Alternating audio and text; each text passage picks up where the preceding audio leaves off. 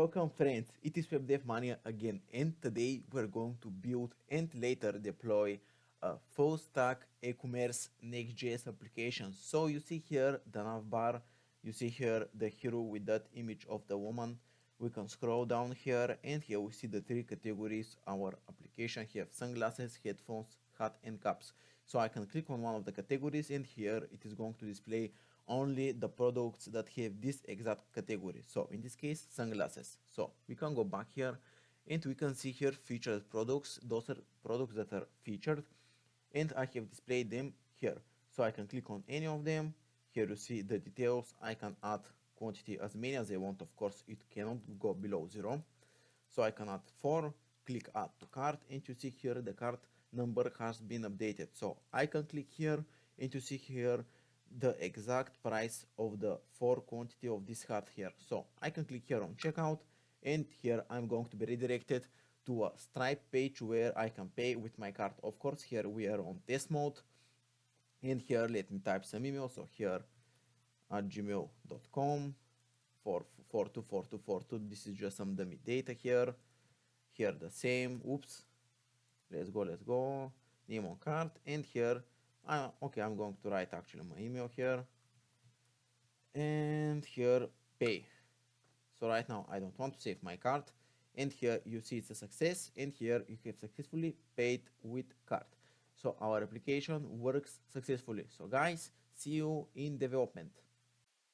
Welcome friends, let's start developing. So here I'm going to open my terminal and here let's go into the Next.js documentation and let me copy this line of code. So let me paste it and our application will be initialized. I just need to answer some questions here. What is your project name?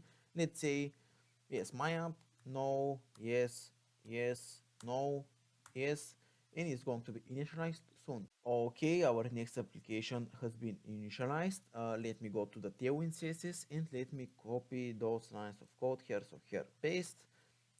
Oops, not here. I don't want it to be in this the directory in here, the home root. I want to cd into my app here. So here, so cd my app, and then I'm going to install the Tailwind. So here, it's installing. Let me grab the second line of code here. And again, let me install it here. So npx tailwind css in it. So here we have two files, post.css and tailwind config.js. So as you know, if we have worked with tailwind here inside the tailwind.config.js, I need to copy this here and paste it. And the last thing, in order to configure Tailwind, we need to copy this here and I'm going to paste it here, source styles globals.css, and here I'm going to paste it and I'm going to apply here some global styles just for our application. I do it every single time. So box sizing border box, margin 0 and padding 0 to remove some default margin and padding of HTML elements, and here font family is going to be sans serif. Nice. And the home.module.css, I'm going to delete this file. I don't need it. And here we have the API, which is going to be for server routes. And here the app.js is our main file, as well as the index.js. Actually, for the index.js, just let me remove the terminal for now. I'm going to delete this main here. I don't need it. And I'm going to write, instead of this main here, I'm going to write the following. So I'm going to have here a React fragment. Oops, React fragment here. I'm going to have here navbar. Then I'm going to have here a hero section, categories, then featured products, and here I'm going to have footer. So for those are all components. So here I'm going to make the components folder and let me make my components. So they are going to be first a cart.jsx and here RFCE. And before continuing, I just want to say for those who don't know, this RFCE magic that you saw here, like this RFCE is an extension. So this extension with almost 8 million downloads, React Redux React Native snippet. So if you don't have it, it will be good to install it.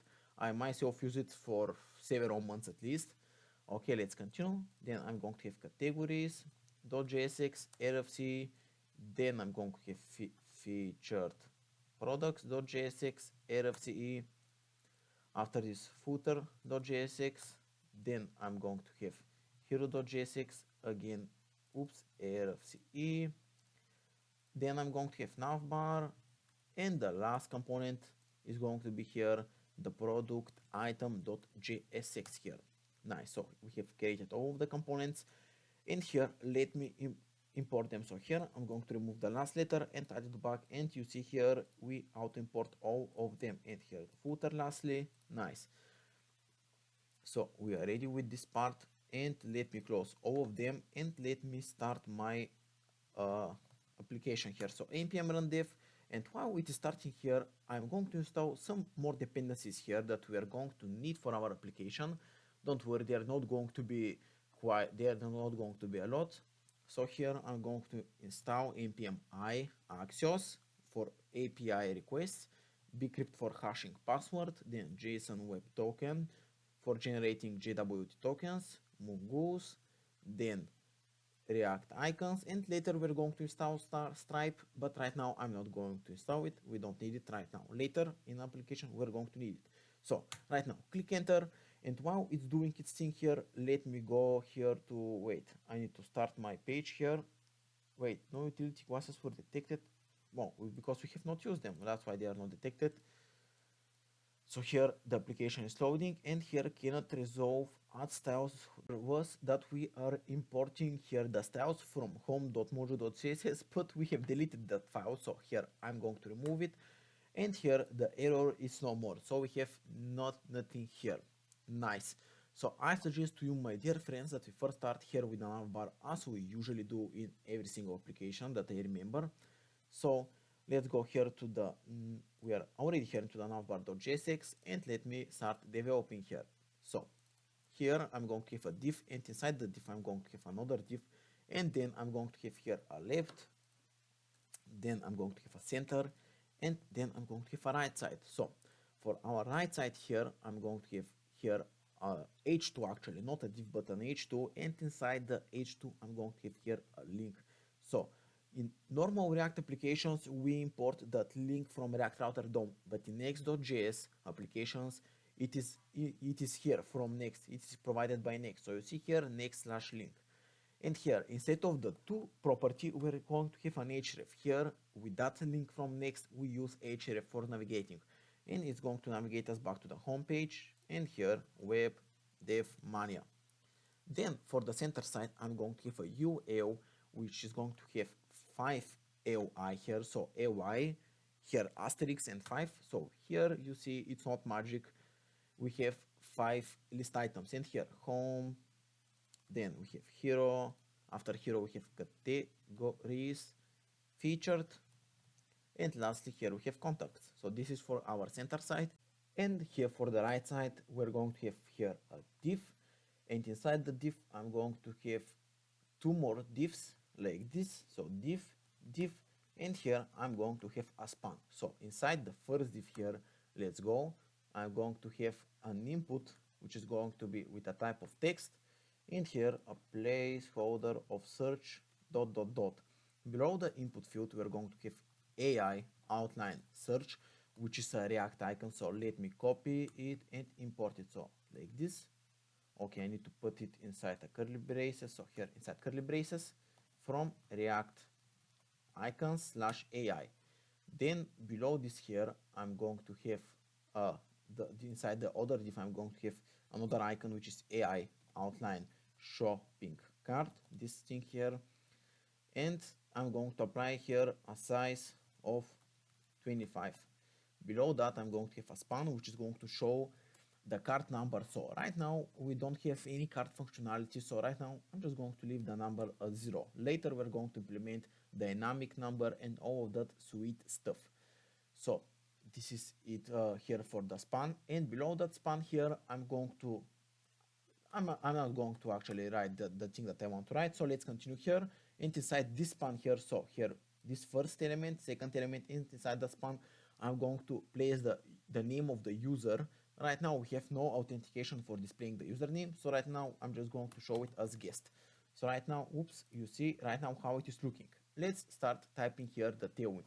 So here for the topmost element it is going to be BG orange 500, then text is going to be here EF. This is how you can write your own color. So usually I can write like this text white, but if you put it like this, but if you put it in square brackets, you can write whatever color you want. So right now it's EF for the text color. Then for the height, again, it's going to be color that I want to write myself. So it is 60 pixel like this, width is 4, py of 2, px of 6, flex, and justify center. So py is on the y-axis, so here it's from top to bottom. Px is from left to right, and flex, you know, flex and justify center. You all know all of this probably. Then class name here for this div is going to be h is going to be full, so full height. Width is going to take this amount of width. So here you see 83%. So it is going to take 83% of the width. Mi is going to be auto. Flex, justify is going to be between, and here items is going to be center. So right now you see how it is looking. Okay, we're getting closer and closer. Here for that h2 we're going to have just a text of 3xl. So here text 3xl. This is going to make it a little bit bigger, more than a little bit bigger. So you see here when you hover, you can see what we have here. So 30 pixel, 30 pixel, and here line height. Nice. Then for the unordered list here, let me again type the class name. We have flex justify center, then item center, gap of 6, then text is going to be here again that ef, and then text is going to be here again with the square brackets 18 pixel like this. And for each UI, so here I'm on Windows, so I'm going to click here, Alt, click, click, click, click. So I'm holding the Alt button all of the time when I click. So here I'm going to type all of them class names simultaneously. So here cursor is going to be pointer, then transition is going to be O, hover is going to be here text, and here E6.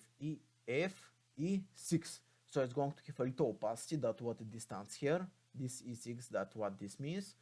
So we're ready here with the class name for the center, and then for the right side, just before going to the right side, just let me show how right now it looks. Here we have some spacing. It looks very nice in my opinion. So let's continue. Here it is class name is going to be flex item center, gap of 6 pixel. Then for this div here is going to be again flex item center, gap of 4. bg is going to be white, so here bg white, px of 2, py of 1, and rounded lg. This is border radius, so you can hover and see border radius of half rm or 8 pixel. Here for that input here that we are going to have, I'm going to apply text, text again of 2 to 2, and outline is going to be none. So this is for our input. Then let me see, and right now you barely see the search icon. So let me go here and let me go to color and black. So right now we can see our icon. So right now it is fully visible as you see here. Nice. Then here I'm going to apply class of relative, and here I'm not going to apply anything for the shopping cart as a class name, but for the span we are going to.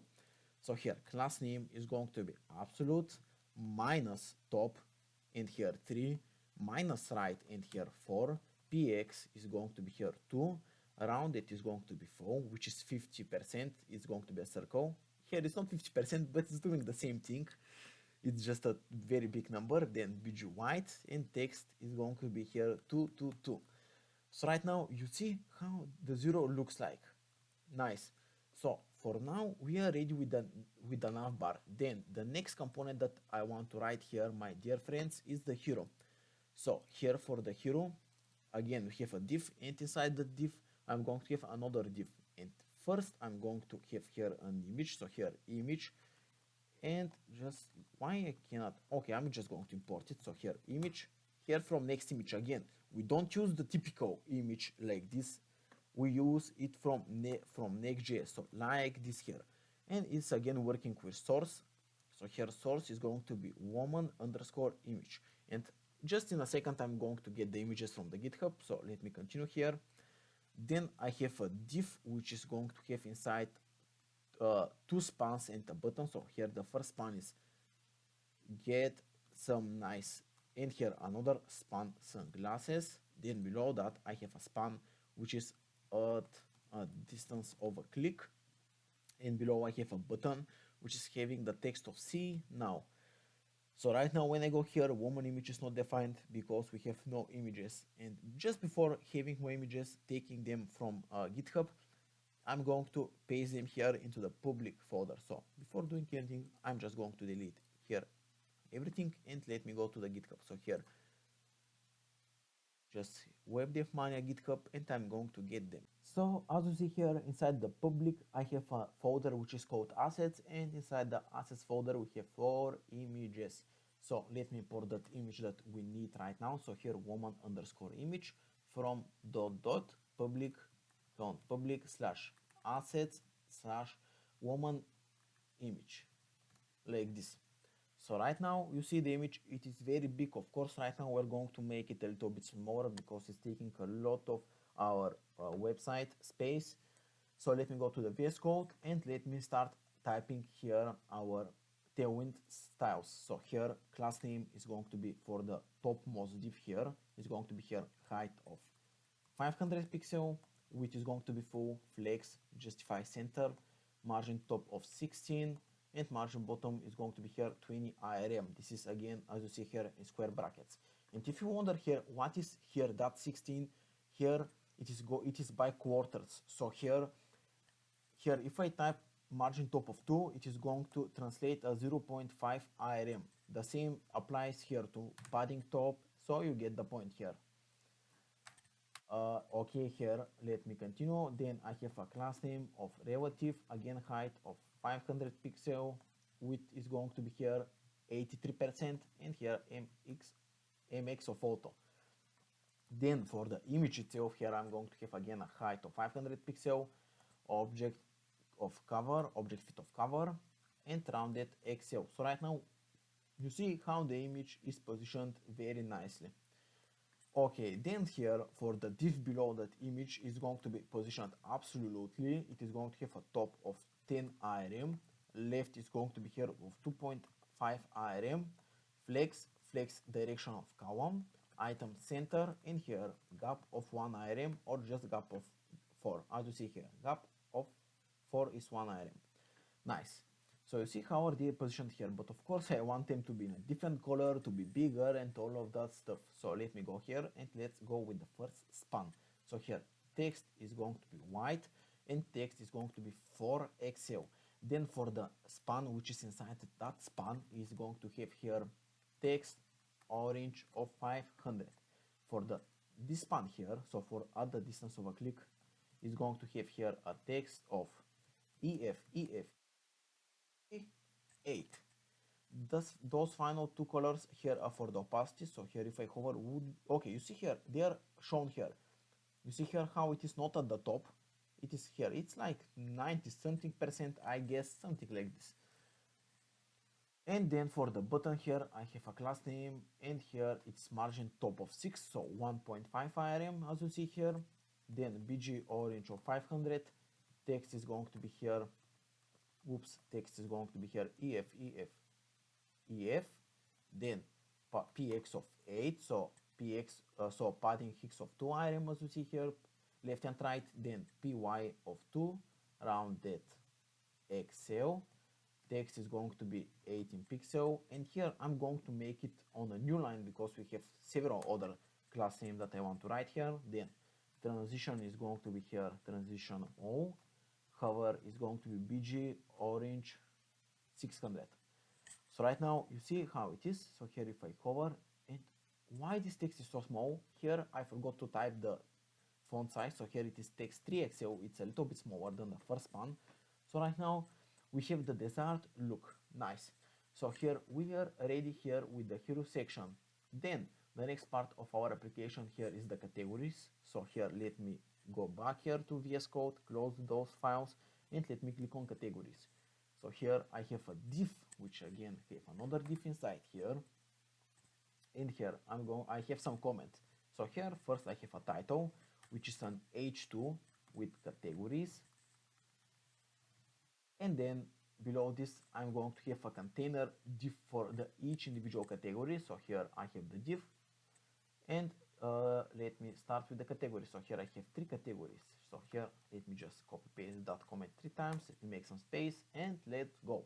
So it is here inside a link the category, and here the href for the first is category slash sunglasses. Nice.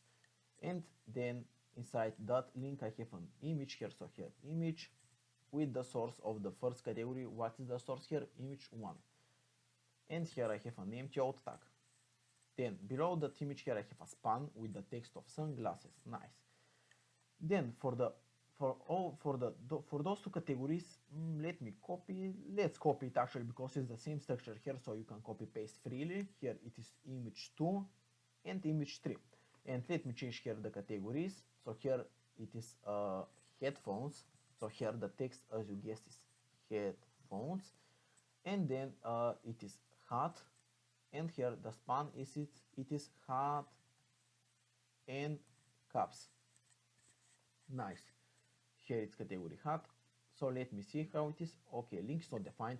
Of course it's not defined. So here import link. And here let me import those images here. And of course let's import the image tag itself after the link. So right now we just need to import those images. Okay, so here import image 1 from dot slash public slash images slash woman2.jpg. Then import image 2 from dot public slash images slash headphones dot jpeg. Then import image 3 from dot public dot slash images slash mancap.jpg, like this. Cannot resolve public images woman2. Let me see here what is the problem. Why it cannot? Because here it is assets here. So like this, assets, it's not images but assets. Let me remove it. So guys, here this is how we import them. It's not images but assets here. And you see how the images are here, but they're a lot bigger than I wanted. So let me go again here to the VS Code and let's start styling them. So here I'm going to have a class name here, h-full, w-full, so with full, flex, and justify center. Then for the next div here, I'm having a class name of h-full and width again of 80%, as you know. Then for the h2, which has the text of categories, it is margin bottom of 8, which is 2 You can hover if you don't trust me. Then text of 3XL, and text here is going to be here of 333.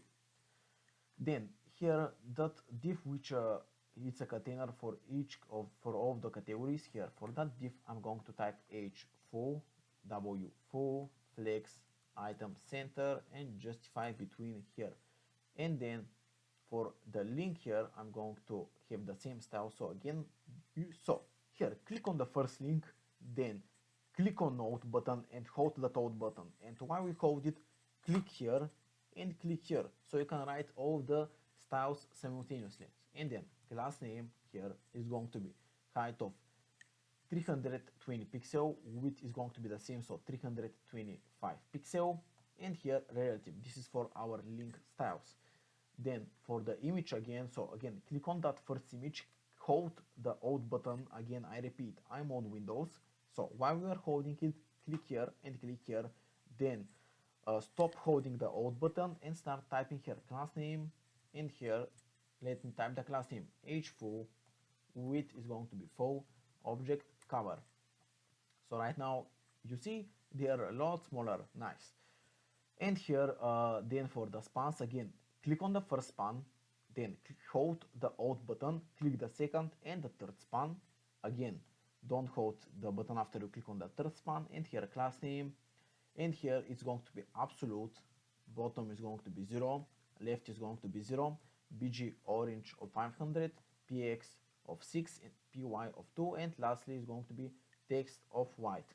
So right now you can see how is it looking, and when you click here, of course we are redirected to a page which doesn't yet exist. So it's the category sunglasses. Let me go back here and you see right now how we are at. Okay, then I have here the featured products. Oops, let me go again back to our home page. I clicked that. Okay, so here, let me go to the featured products here and let me start typing it. So here, it is going to take the products. I'm going to show you how we're going to do it. Usually, when you fetch data from Next.js, you are going to use the async function here. I think it's export async function get server side props, but this function doesn't run outside of the pages here. So this function is not going to work here in the featured product.jsx. So right now, in order to fetch the featured products, we're going to go here to the index.js here, and here I'm going to use that function. Right now, I'm just going to paste it like this, and when I write the JSX, we're going to do the thing that we need to do. So here I have a div which have another div which have an h2 which has featured products, and below that h2 here I'm going to have a div which have here class name here of grid column of 3, so it's going to have 3 columns, and gap of 4 IRM or gap of 16 as you see here, and here is going to be products dot map here product, and here it is going to return the product item, and here it's going to have the key first, so here product dot underscore like this, and then the product itself, so here product and product. But of course we need to fetch data first, and then we need to create the product item. So I think it should be better if we first fetch the data. So let's go here to the backend stuff. So here, this for the featured products, just the JSX, but of course, as I told you, these products need to come from somewhere. So I suggest to you here that we go here inside the models folder, which we have not yet created, so we can create it right now. So here models, and here I am going to have here product.js and user.js here. So let me go here to the product.js first, and let me start here. So here import mongoose from mongoose, then const product schema is equal to new mongoose.schema, and here inside name is going to be a type of a string, and here required is going to be true. After the name here I'm going to have a description which is a type of a string and required of true. After the name and the description, I'm going to have here a category, which is a type of a string. And here I'm going to have a minimum, which means that the categories must be one of those 3 things. If it's not one of those 3 things, we are going to have an error. So here sunglasses, then headphones, and then hat. So the category must be one of those 3 things here. And of course, it's going to be required set to true. Then after the category here, I'm going to have a price, which is a type of a number, and again required is set to true. And then I'm going to have here featured, which is going to be here a type of a boolean, and default is going to be here false initially. And lastly, I'm going to have here timestamps is equal to true, and then export default mongoose $models $product, and here the 2 pipe signs, and here mongoose model product, and then product schema. So I know that syntax is a little bit different than Node.js, but we are going to get used to it. I at least got used to it very quickly. Then here for the user.js, again import mongoose from mongoose, and here const user schema is equal to new mongoose dot schema, and then username is going to be here a type of a string, required is set to true, and of course unique is set to true.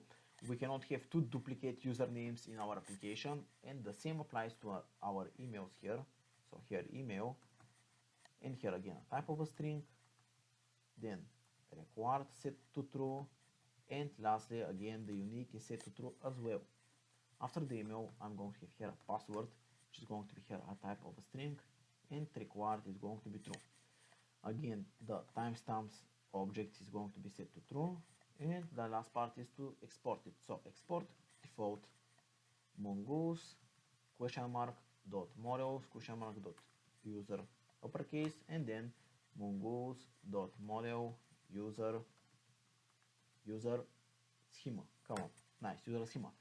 So we have created the models. Then I suggest you that we go here to our, where it is the components, the source here, API. So here we have the pages. So inside our API is going to be our API routes. So here inside our API folder, I'm going to have here a seed.js here.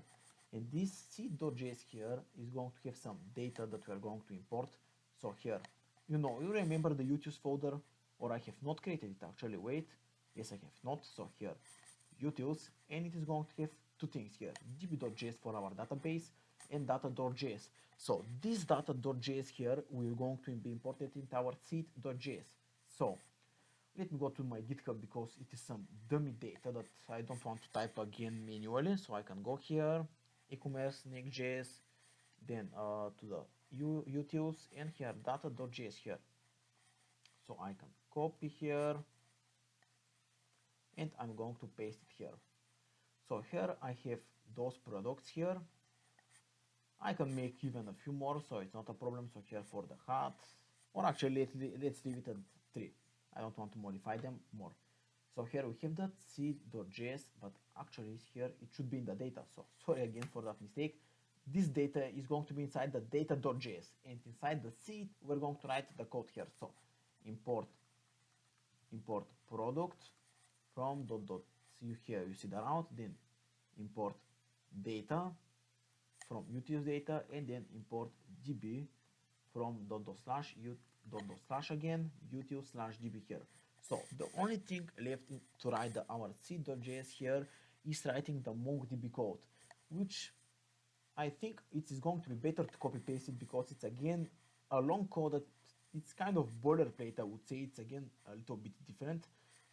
So here I can copy this code here and let me paste it here. So here we have that code. I can remove the console log here. I don't need them. You see here it's a little bit different than normal DB connection inside JS here. So let me close it here. And inside the seed.js, let me go. So here const handler is equal to async request response here. And here await db.connect. Then await product.delete many. And here we have nothing, of course, as a parameter. Then product.insert many data.products. Then await db.disconnect. And why the functions doesn't pop up? Wait, let me go to the db just to see one thing here. Here I have exported it. Okay, I don't know why.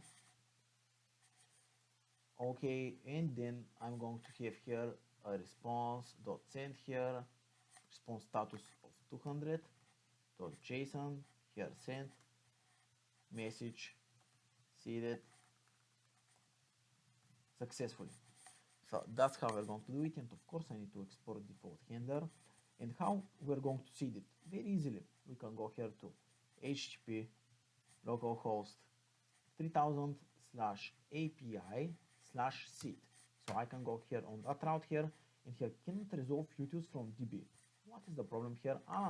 You see here the route it's not right. So here just change the route here. 2./2./2./utils/db. So right now it's going to work here. And here the URL parameter, oh, of course I need to make the URL for the MongoDB. So we can go here to the MongoDB. I'm going to log in right now. So here I am logged in inside the MongoDB. So here let me click on this icon here, then projects, then here I'm going to click on new project, then it's going to be here e-commerce Next.js, here create project, and here I'm going to click on build a database. So here click on build a database, here the free, of course, I don't want to pay anything. And here the username and password, here I'm going to type some username and password. Oops, I'm going to make them the same here. So here create user, and here 0.0.0.0 at entry, finish and close, go to databases, here connect, and here connect your application. Sorry, here let me copy it, and here let me make inside the my-app.env mongo_URL, here paste it, and here like this here. So here I have my username and my password here for our MongoDB. So right now let me go here to the here, and you see here you didn't return an error. Okay, right now I'm going to comment this function in order to get rid of the error. So we know that we are going to implement it very soon, but right now I don't want to have it. So here slash API slash seed, and let me see what we get as a response. So come on, it's loading, and here you see that successfully. We can even go to our database to check if it's really seeded successfully. So here inside collection, products, and here we have all of these items here. So we have 3 items, and I made them featured because I want to show them. So here featured to true, category heart, featured to true, category sunglasses, featured to true, headphones. Nice. So I can calmly close it right here, and then I can uncomment this function here and let me fetch the data here. So it's going to be very easy function. So here just see, here is going to be const data like this, await axios dot get, and here http localhost 3000 slash api slash products, and here return props. It must be here inside that props featured products, featured products like this, and then the data. The last part here, in order for this function to work, is here to make that route here. So here the routing inside Next.js is by folder and file. So here it is slash API, and in order to be to products, here I'm going to make products folder inside our API product. So here it must be inside our API, and inside products I'm going to create here index.js. So this means basically on the home route.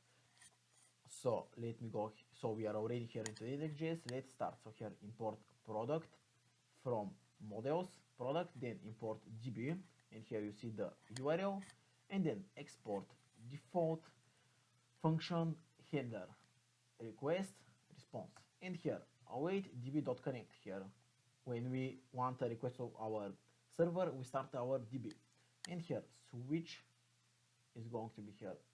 Might have here that error. Here I forgot to write async, so before function async, and here a switch statement with the request.method. Oops, come on.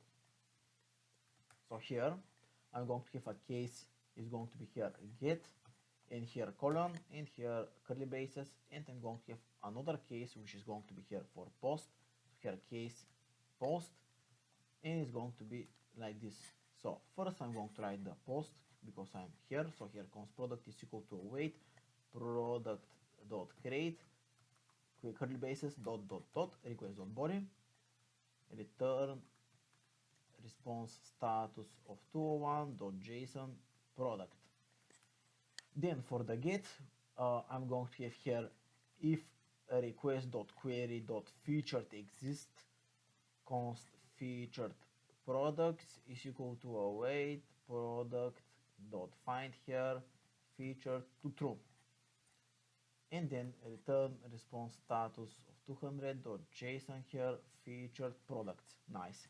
Else if request.query.cat, which is short for category, so this we're going to need this as well. So here const cat products, so category products for short, await product.find, and here category request.query.category, and then return response status of 200.json get products. Nice. And here else const products is equal to await product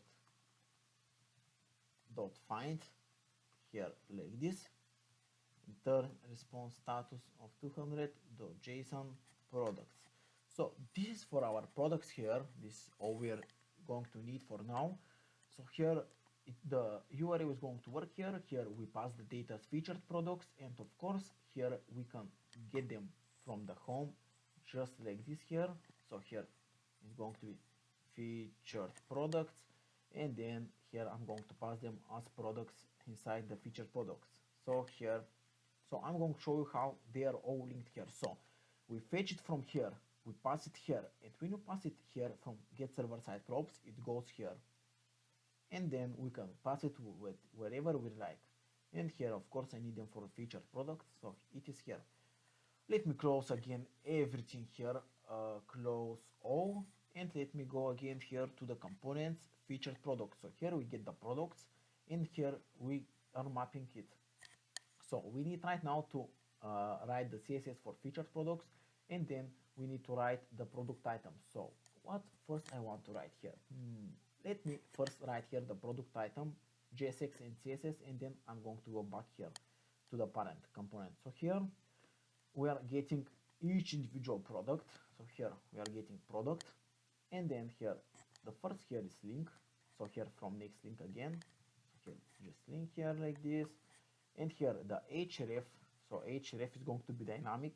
So slash product slash here product dot underscore. Then inside that link here I'm going to have a div, which is going to have two divs inside. So here div and another div here. So for the first div here it's going to be the image. So here image is going to be here with the source of product dot image with, come on, so here width is 5, come on, is equal to 500, which is short, which is 500 pixels. You don't need to write pixels explicitly. Then height is 500 as well.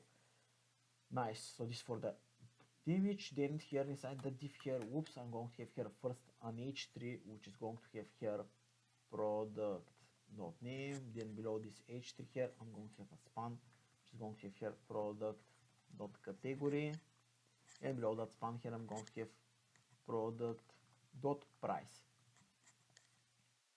So here let me go back to my home page, and here you see all of the, here you see how are they looking. But right now here, why are they like this? I don't see the images.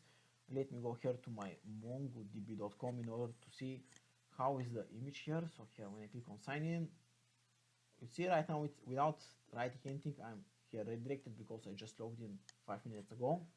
Here browse collections, and let me see what is the problem.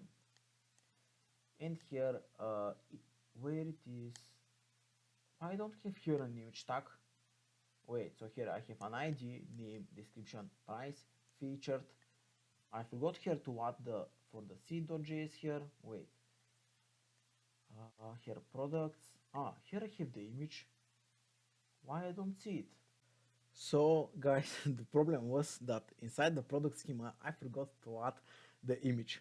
So here at least that problem is very easy to fix, so just let me fix it. So here image is going to have here the curly braces, here the comma, and here I'm going to have a type of a string, and then required is going to be true.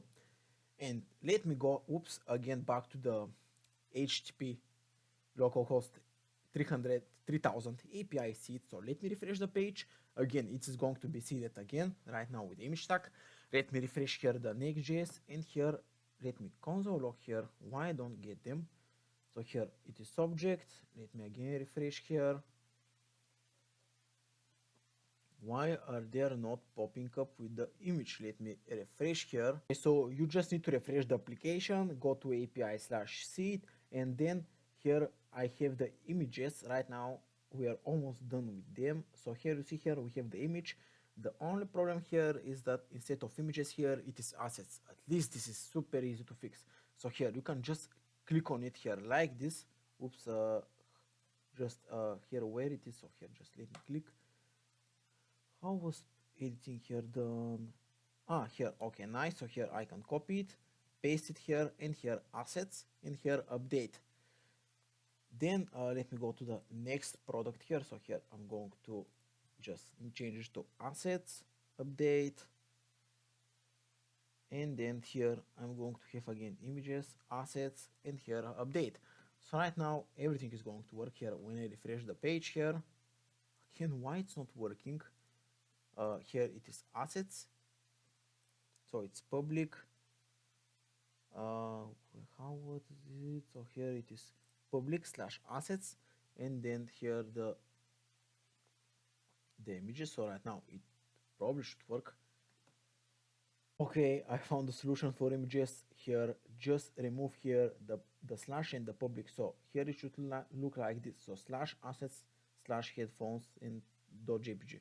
So here I'm going to remove here public and the slash, and then just here double click. So here that's how you edit. So here double click, again click, so it's triple click in my case, and here asset / and here the name of the image here. So right now I have updated all of them, so they're going to work.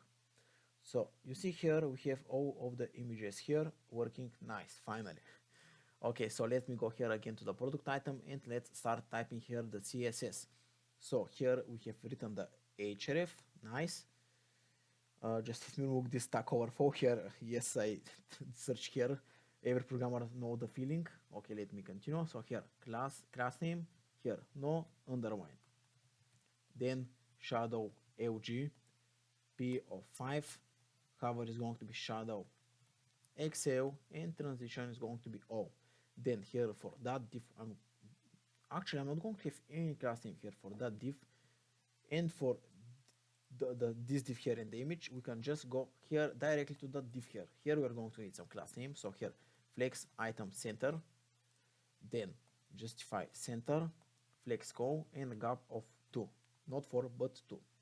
Here for the h3, I'm going to have text orange of 500, then text of 2xl, capitalize, and margin top of 4. Then here for that span, text is going to be like this. So here text 18 pixel, only this, and here for that span, text is going to be here with the color of not FF, but 555.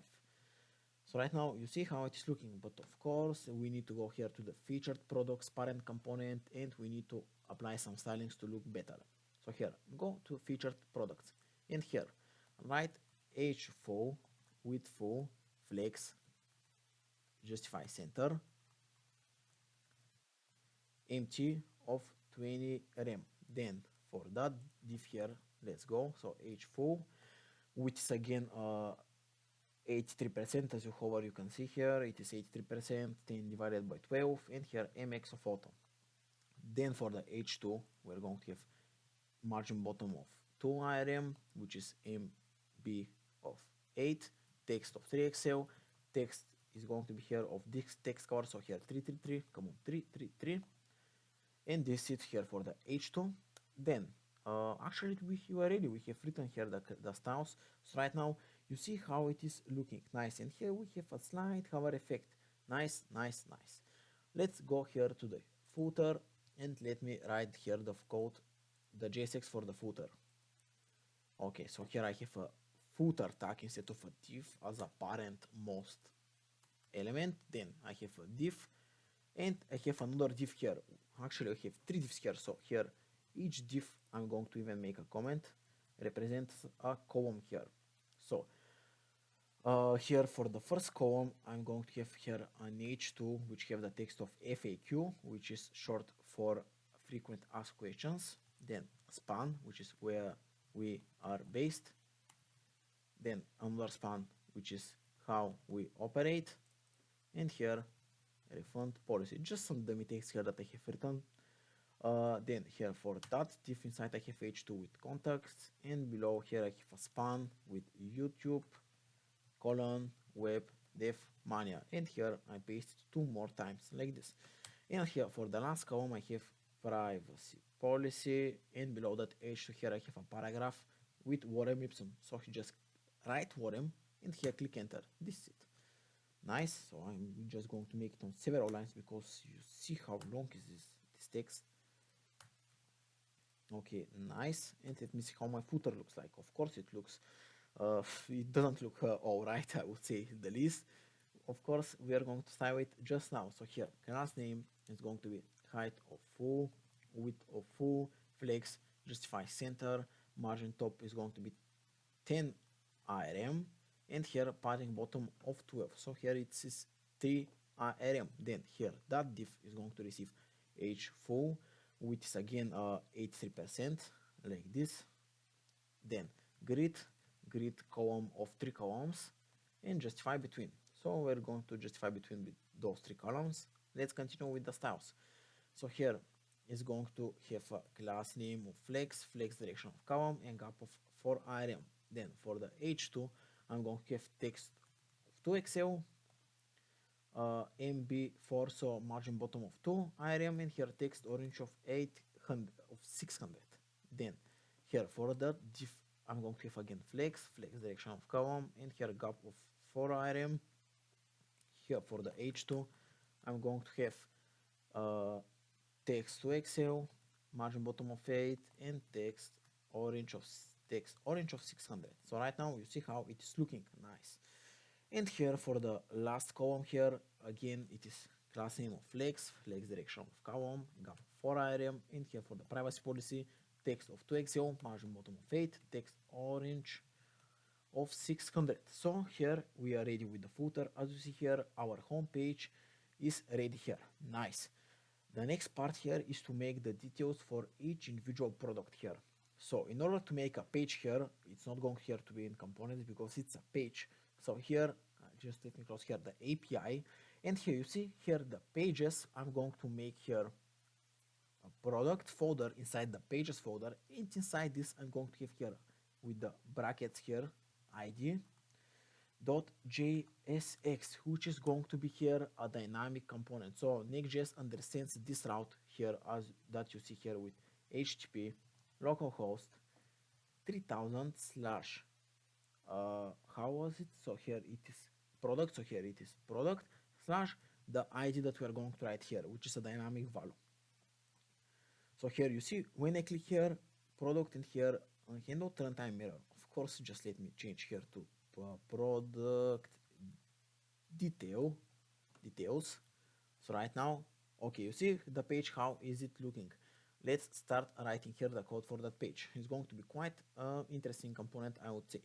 First, I'm going to define my state here. So here I'm going to have const quantity, set quantity is equal to use state of 1. We cannot have 0 or less than 0 quantity.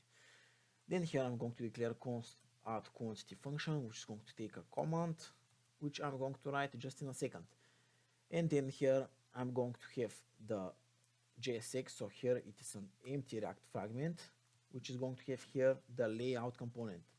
So the layout component is going to be just a wrapper for our navbar and footer, because right now I can write, of course, navbar like this and footer like this, and between them I can write my code, but it doesn't look right to me, and a lot of people I have seen use the layout. So here layout, just let me remove this, oops, just those two, and here inside components you're going to see just how it is. So layout JSX RFCE, empty React fragment here, and here it is just, oops, just let me remove it, navbar footer, import the footer, and between them children, and we get those children from props here. So here children, and this is the layout. It's very simple code as you see here. So here let me import it. So import, and let's begin writing the code. So here I have a diff inside that layout, which is with a class name of, okay, first I'm going to write the structure, then actually I'm going to write the CSS. So here we have a left side and the right side, just left and the right side. So here for the left side I'm having an image. So here again image, and it's going to have here a source of product question mark image, which we're going to fetch just in a second. And here width is going to be 500 and height is going to be 1250 pixel, and auth is going to be here product image. Okay, then for the right side here I'm going to have a div which is going to have an h2 which is going to have the name. So here product name, then I'm going to have here a span which is going to have here category, and here another span which has the actual category. Of course we're going to fetch the data and display the values here. I'm just typing some dummy text for now. Then below I'm going to have here a paragraph which is going to have here description, just for you to get some sense of how it's going to look like. And here I have a div which have 3 spans inside the div. So here span which is going to here minus, then span is going to here the quantity, which is that state here. You see here the state, and below here we have plus. So you probably sense what we're going to do here. It's quite obvious, I would say. Below that div I'm going to have a span which is here the product price. So here let's say dollar sign 1, 2, 3, and then a button which is going to have here add to cart, and here AI view shopping. So this icon here, nice. And after this span, after this button here, actually not the span, we are ready here with the structure. So this is our structure. Of course, we have some, not some, but a lot of class to write and to fetch data. So in order to fetch the data, I want to fetch here with the ID. And in order to fetch with the ID here, you see here we have products, but we have here the index. That's not how we do it. Here I'm going to do it with the following way. So here again square brackets ID and here .js. Remember, this is not in our typical product. This is API products. So here this is the server code here that we have.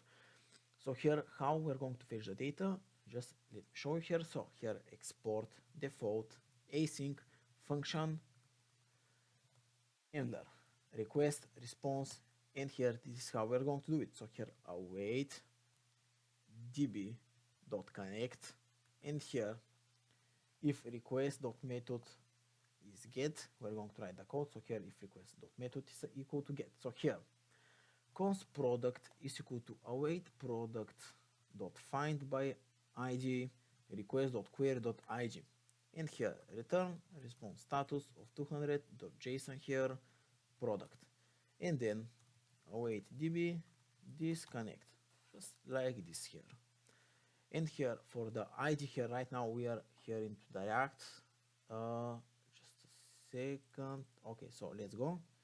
So here we're going to have export async function get server side props. In here we take the context here. So const id is equal to ctx.params.id.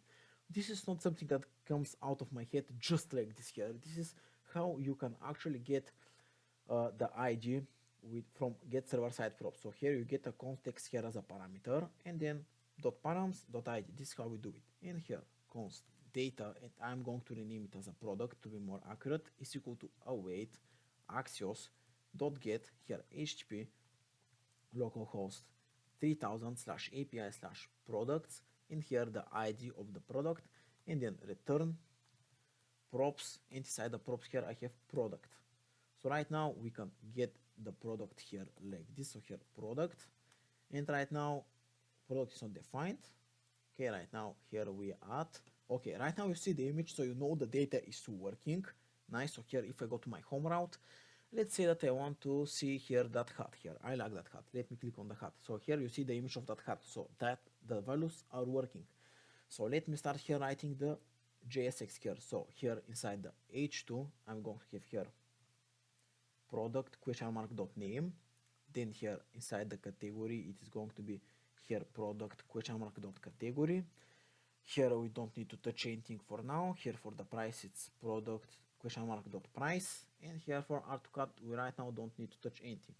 So let me start writing here the tailwind finally. So here for the topmost div here, I'm going to have py of 20, h4, w4, flex, and justify center. Then here for the left side here, I'm going to have, come on, class name is equal here to h4, which is going to be again 10 divided by 12, so 83%, flex, and justify between. Then here, why it's not diff, come on, right now it's a diff, okay? And here for the right side, it's flex of 1, flex column, and gap of 8 IRM. And here, wait a second, so here, wait, so here, I'm going to have a diff which is going to be here for our container, wait. So here, this is how we're going to do it, and this diff here with the h4 width and justify between, this is going to be above the topmost diff here. So here, this closes here, you see here. So here container and wrapper, and then actually here we have the diff here. So sorry guys for this if it confuses you. Then class name is here of flex of 1. Then here for the, I have written here the code, yes. So here for the h2 is going to be text, is going to be here 20 pixel. Then text is going to be here 333. Then this is actually here for the name of product. So here let's see how it's looking. Actually I can write it like this. So here product or name of product, in here inside underspan to make it in a different color the product name. So here just let me copy paste here the product name, and here that span is going to have text orange of 500 and margin left of 2. So right now you see how this is looking. In here I need to write colon, I don't know how I forgot it. So here we have the name of product colon beautiful hat, this is the name of the product. Then for the category here it's again span with another span inside. You see here the structure. So here let me start here with the parent span. So here it is text is going to be again of 20 pixel, then flex, item center, and gap of 4 ARM. So right now you see how it is. Then for the children span here, it is going to have px of 4, py of 2. Text is going to be here of ef. Text is going to be here 16 pixels, so it's smaller. BG orange of 500 and rounded Excel. So those will be the class name for our children span, which is the category name. So you see how the category name looks like right now. Nice. Then we are at the description. So the description, of course, it is product question mark dot description like this. So right now you see here the description. And here is going to have again description colon inside the span is going to be the actual description. So the same structure as the previous elements.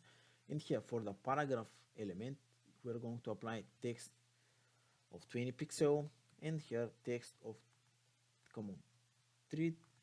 square brackets here hash sign 333. Then description colon, and for the children span inside the paragraph, we're going to apply text orange of 500, margin L of 2, and text ellipsis if it overflows. Nice. Then we are just, let me show how it's looking. Nice. Then for this div here, which is going to have here the quantity and stuff, flex, gap of 6 item, and item center. So right now you see how it is. So for this span here, I'm going to have bg slate of 300, px of 4, py of 2, py of 2, and text of 18 pixel. And it's going to have the same class name here for the plus, so I can just copy and paste it. So right now you see copy paste, it's the same. And for the number, I'm not going to apply any class name because I don't need. Nice. And here for that span here, again I'm going to have the same structure. So here is price colon, and here another span inside that span. So let me copy here the price and let me paste it just here. And here in the parent most, I'm going to have the following. So text is going to be here 20 pixel, text is going to be here 333, and then inside the children span, I'm going to have here text orange of 500 and ml of 2. So here we have some space, and here it's a different color. Nice. And here the last here is the button, as you see here. So let's go. It's going to be quite an interesting button. There are going to be functions and a lot of class names. So here let's begin. So here class name is going to be here empty of photo, so it's going to be here at the bottom. Then it's going to have py of 2, px of 5, around it is going to be lg, flex, item center, gap of 4 item, bg orange of 400. Text is going to be here ef. After the text color, I'm going to apply max width, max w width.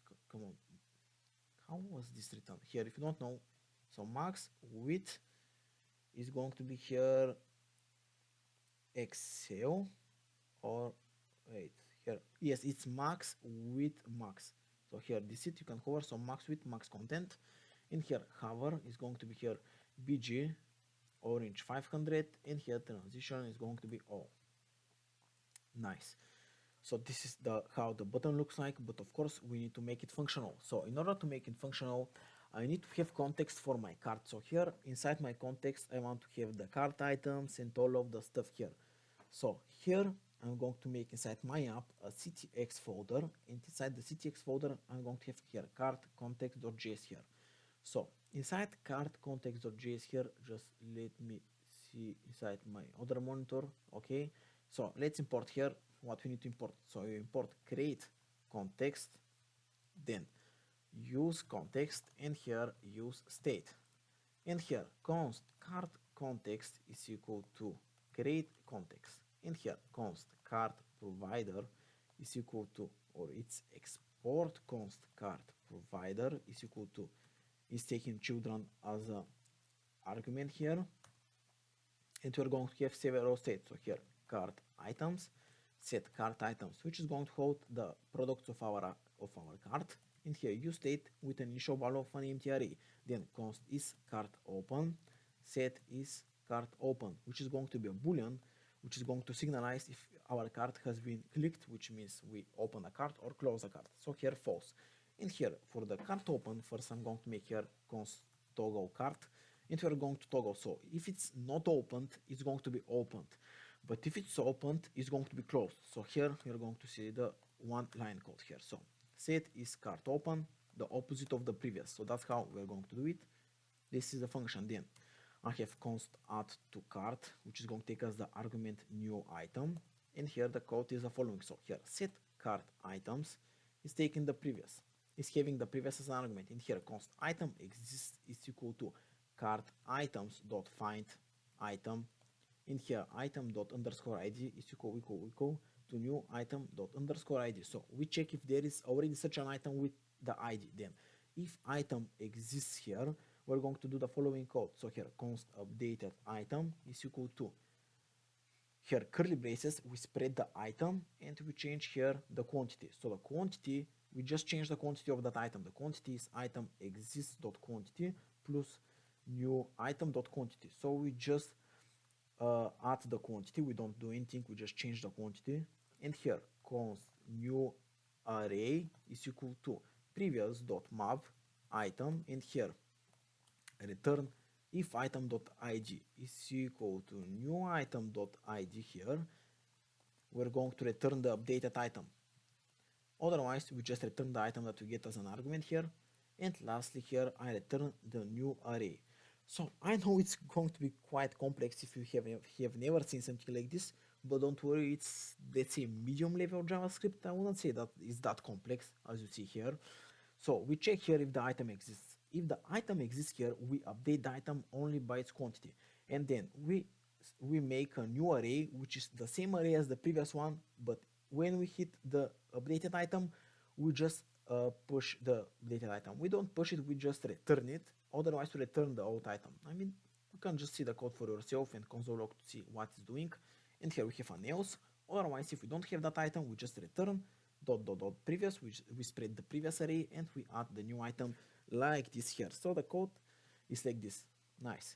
And here let me see how the function ends. So here it is ending. Okay, and I'm going to have then const remove cart item, which is going to be equal to cart item. And here set cart items is going to take again the previous and is going to return previous dot filter item. And here item dot underscore id is not equal to cart item dot id. So it's going to filter the item that we want to remove. And the function here is going to return here cart context dot provider. Here inside is going to have the children. And here of course I need to provide the value prop, which is going to be here the cart items toggle cart is cart open add to cart, and then remove cart item. So here we are ready with the cart context. Nice. So I want to show you the functionality. So here we are going to click on the cart icon and then we're going to toggle the cart. So here by clicking on it, we are going to see the cart. So that means that we need to modify our navbar, because when we click on the cart, we want something to show. So let me go to the navbar in order to modify it as I wanted it to be. So here, let me import some things first. Const is cart open toggle cart items. In here use cart context, which is a function that we need to create. How I forgot it. So here we have export function, which is going to be called here use cart context, and here is going to return use context of cart context. That is the function. It's, you know, pretty simple. It's just returning the context like this instantly. And let me import it. Nice. And here let me go below, and here instead of 0, just let me remove the 0 first. So here instead of 0 it's going to be here cart items dot length, and here below this span here I'm going to have a diff, and this diff is going to show if is cart open, it's going to show us the cart component. So if you have click on it, it's going to show us the cart, and it's going to have a class name here of absolute, top of 4, minus right of 16, and z of 10. So this is just the class name here for the cart, for the div that is container for the cart. And the last thing here for our navbar is to have on the icon here on click toggle cart. So by clicking this icon, we're going to toggle the cart to see it or not to see it. So right now, on the structure property of is cart open. Let me see what's the problem. Is cart open?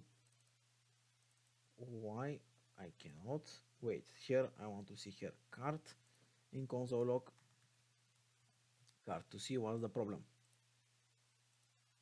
Let me refresh the page. And here toggle cart is not defined. I know what's the error here. When you create a React context here, you need to go to the app.js here, and here we need to wrap our application with it. So here I want to have some parentheses here first, and then I'm going to wrap it with the cart provider like this here. So we wrap our application like this here, nice. And here I can go back here with the cart open and all of that stuff, so it's going to work. Oops. See how it's doing its thing. And here, if I click add to cart, it doesn't work right now. Let me make it work. So here inside the ig, I'm going to get the functions here. So const add to cart from use cart context. In here, where is it? The icon, the button, I mean, not the icon. And here a function that calls that function here with the product here. Nice. So right now, if I click on it, you see how this changes to 1. Nice. And if I go to another product here, which is going to be, let's say, the sunglasses right now, here when I click on cart, we have 2. But if I click more, it updates the quantity. It doesn't update the array like itself, but the quantity inside the object inside the array. So let me, what I wanted to do. So yes, if I click on the cart, you see how the cart here pops up. Just the cart component which have the text of cart. Let me prove it to you. It have just the text of cart. We have not implemented anything else. Nice. But here, let me go again here to the product here to finish the component. So here we can add to our cart, which is our context, but we need to change here the quantity. So here for the quantity is going to be set quantity takes the previous value. Oops. And here, if command is equal to dec, which is short for decrement, which means minus. So here we check first. If previous is smaller or equal than 0, we just return 1. Else return previous minus 1. And here I'm going to have another if. If command is equal to decrement to increment, which is adding 1, just return previous plus 1. This is the logic for the function. And here add quantity. Let me go here to the plus and minus. Come on. So here on click is going to be here a functions dot call that function, and here it's increment. And let me copy it. Here it is decrement. Nice. So here I can add, and of course we add. So you can see that I cannot go below 0, below 1 I mean, but when I click here add to cart, we don't add the quantity itself. So here I need to spread the product like this and then add the quantity. This is the correct way. So right now, if I go to my navbar, can I just console log cart items just to prove to you that it works? Let me refresh the page, and here let me add 5 quantity of the sunglasses. Click on add to cart. Inspect, and here you see the array have something right now, and the array quantity of 5 amazing sunglasses, which is the name of the product. So this is working as I wanted it to work. Nice. So we are getting closer and closer to finishing our application, which is great. So we are ready here with the details. The next part is to have the cart itself. So here, let me go to the cart.jsx and let's start typing here the code.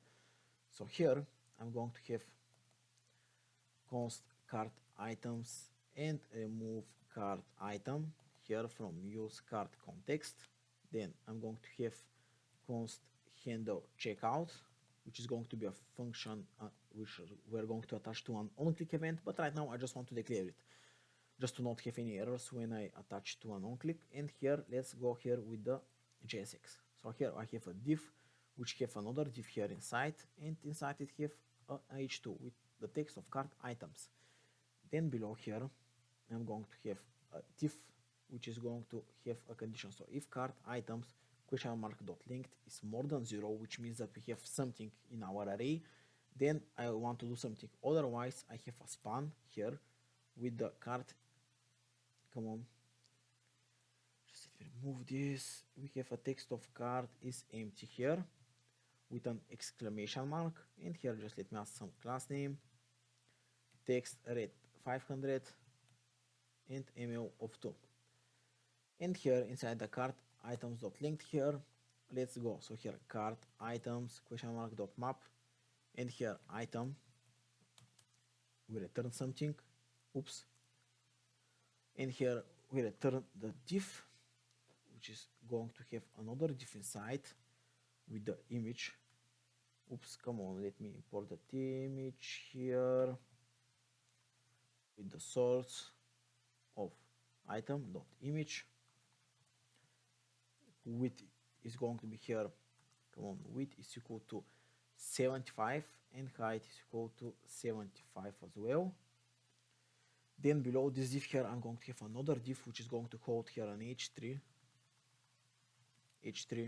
with the item.name, and below I'm going to have here a span with the item.quantity, here an x, capitalized X, and here I'm going to have a $sign in front of it, curly braces, and item.price.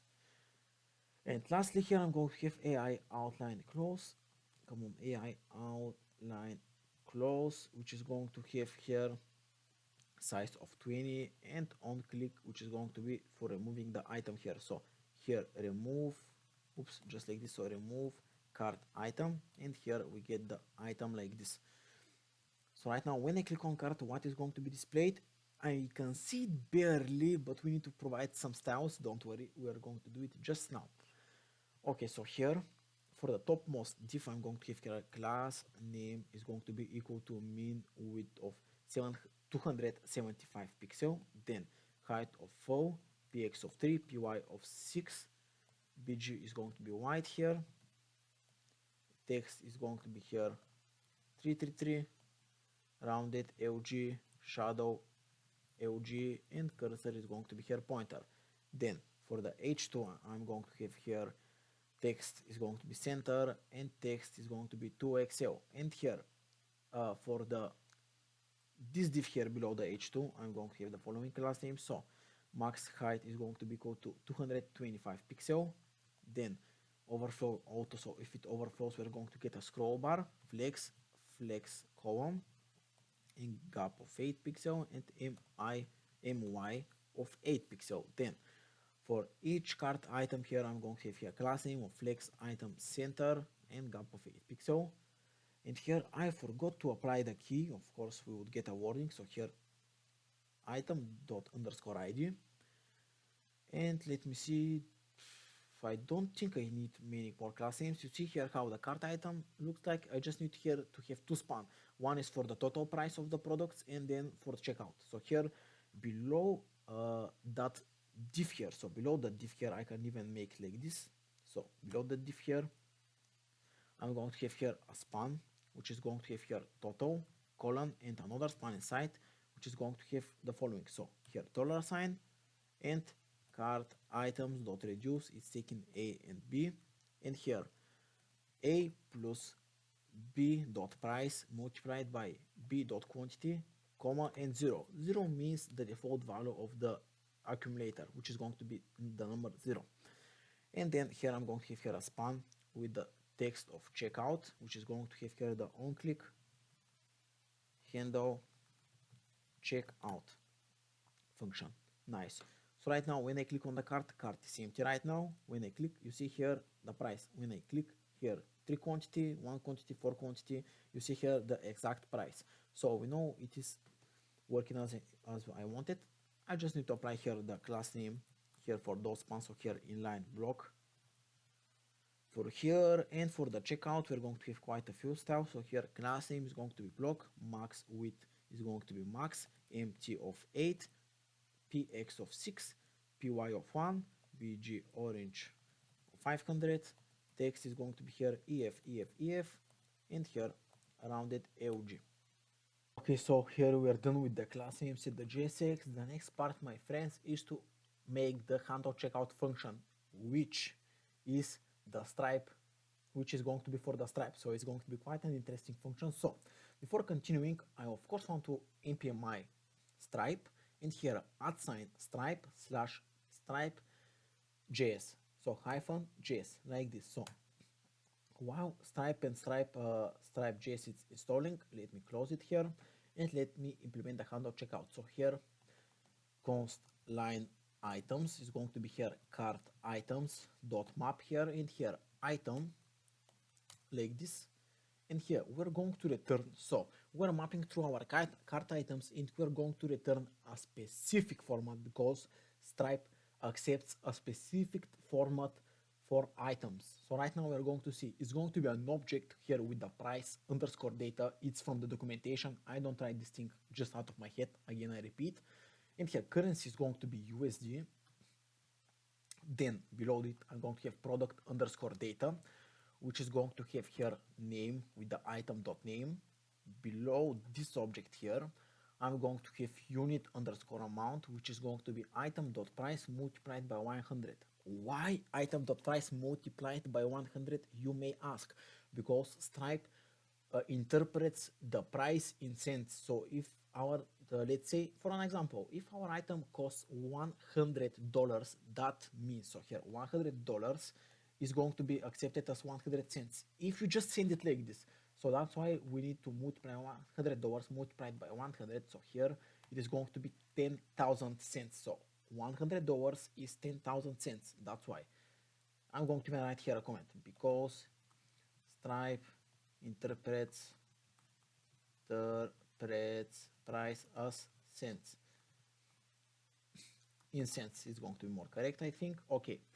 And then below this price data, that whole object here, I'm going to have here below a comma, and here is going to be quantity item dot quantity. So this is going to be the object that we are going to need here. And then const data here is equal to await axios dot post here, and we are going to make a request. So here http localhost 3000 here, just let me scroll down, 3000 /API /checkout, and here I'm going to provide line items inside the body, and then const stripe is equal to await stripe promise, and here await stripe dot redirect to checkout, and here session id data.id. So this stripe promise here doesn't come out of nowhere, it comes from here. So const stripe promise is equal to load stripe. So here it's auto imported, as you see here, and here process.env.next underscore public underscore stripe underscore publishable underscore key.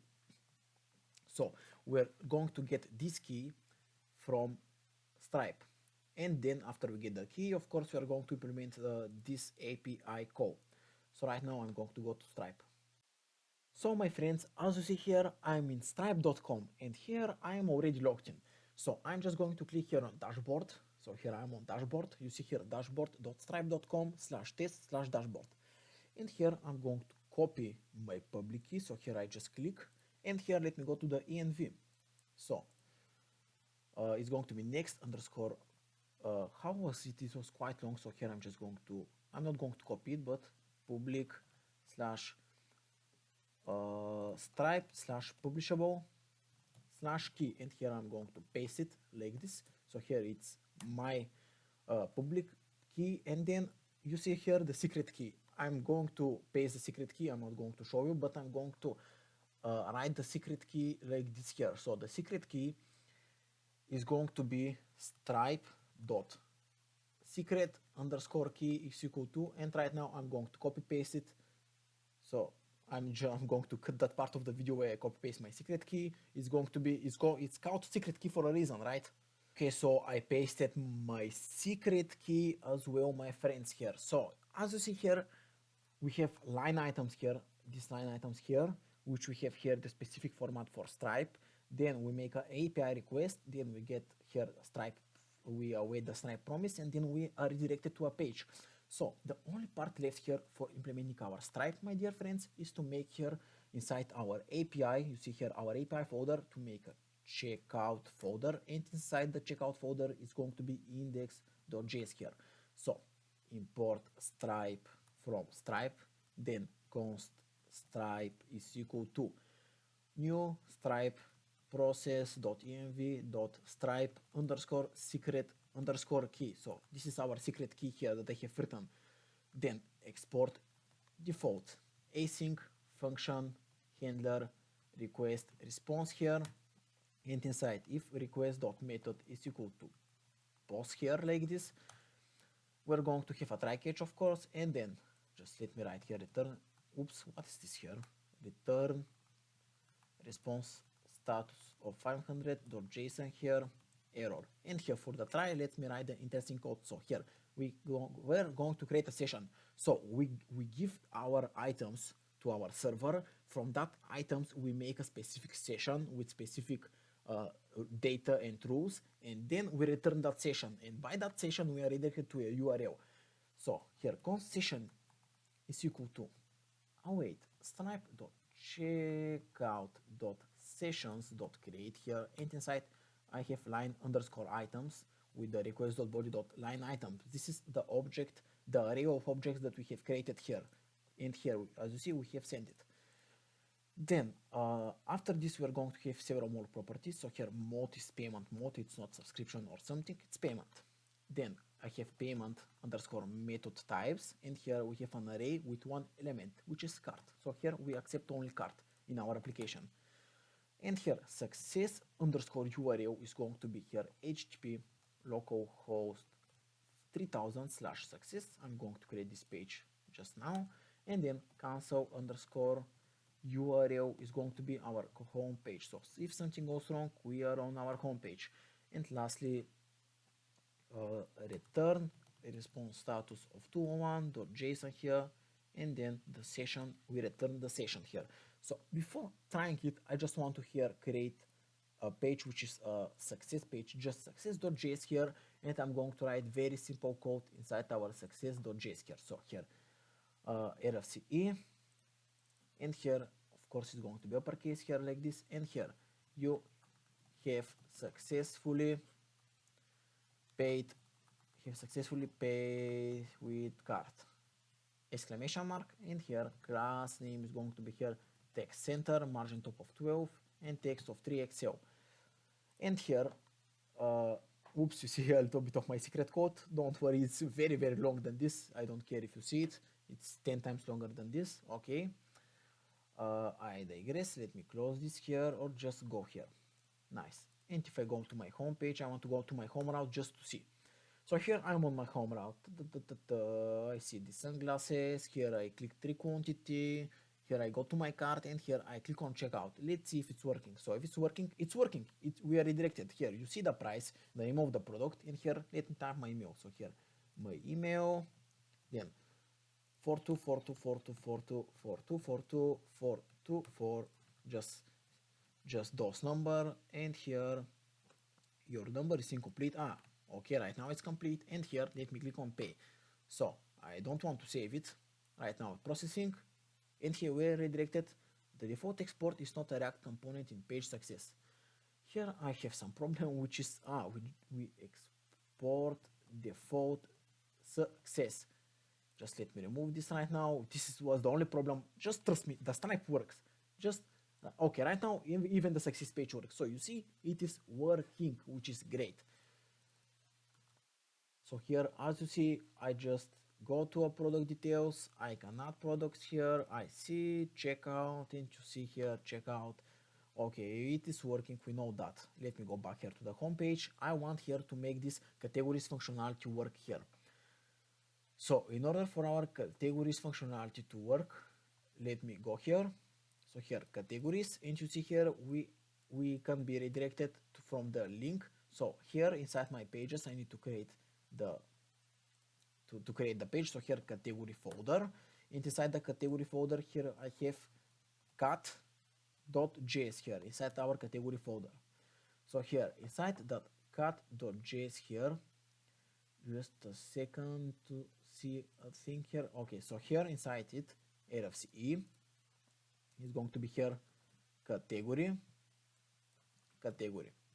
and here we have the export async function get server side props, which is taking here a CTX, which is short for context, and here empty React fragment, and here I have again a layout. So here layout, and inside the layout here I'm going to have a div. Inside the div here I'm going to have an h2, which is going to have the category, which we are going to get from. I'm going to show you how.